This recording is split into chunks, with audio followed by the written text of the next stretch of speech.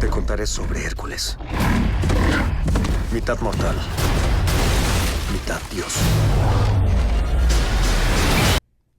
Hi, Brett. Hello. This is a superheroes movie era. Yeah. Do you think this is the perfect time to make an Hercules version?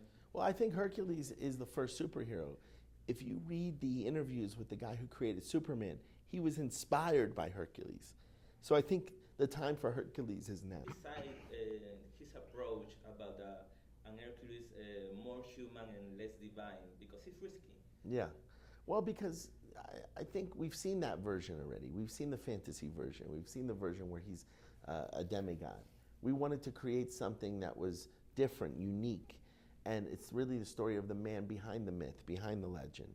And now we have a character who we can find will discover a strength and belief in himself in order to become a hero, instead of the character that we know starts as a hero.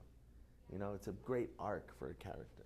As you say, Hercules has a lot of versions in Yeah. history, but no one is a classic or a reference. Yeah. Do you expect that this one could be a I think for reference? this generation, at least, I could say for sure, Dwyane Johnson is the modern day Hercules for this generation, is the definitive Hercules for this generation.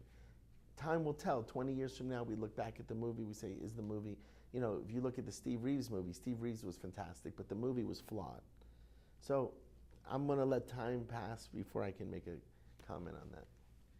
Dwayne Johnson was your only option to be Hercules, or you have a backup plan? Well, he told me he was born to play the role. If Dwayne Johnson tells you he's born to play the role, you cannot deny it, you know? And he thought about it since he first came to Hollywood, so.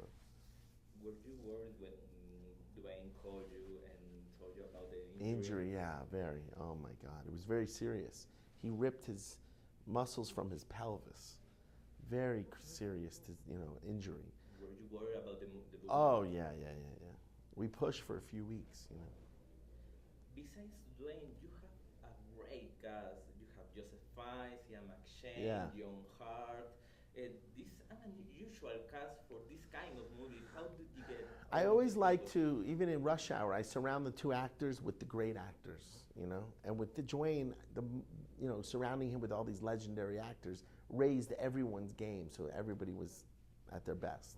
And they are great actors as a companion, but they had his moments in the Yes. Well, I wanted each character to have their own arc, to have their own individuality, their own costume, their own weapon skills, so that audiences can relate to them, and you felt satisfied at the end of the movie. You felt like they were in it together. One thing that I liked in the movie is that you have real persons like extras, and not just persons generated by computers. Yeah. Is that another risky decision? Yeah, I mean, it's expensive. It can be expensive, but because we were in Budapest, it was affordable. How do you receive the opinions of the critics and people in general? Is Very that happy. important for you? Not necessarily, but on this movie, it's the best reviews I got and Dwayne ever got. In Mexico, too, we have the best critical acclaim. So we're very proud of this movie. We're very happy that the critics and the reviews were excellent on this movie. Do you expect a sequel? We hope. In time, we see how the movie does around the world and what it costs, and if we have a good idea for the sequel. Sequels aren't very easy, as you know. But we would love it, yeah.